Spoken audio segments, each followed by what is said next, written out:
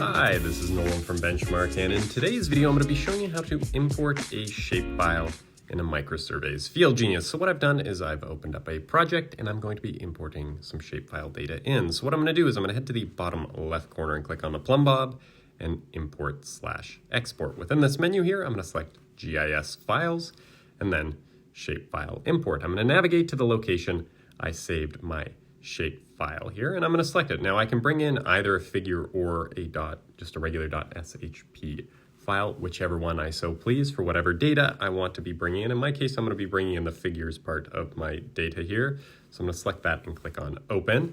And then you can see that I have an attribute that is polylines, and I can either associate that with a figure number or a code. In my case, I'm going to associate it with a figure number and click on OK.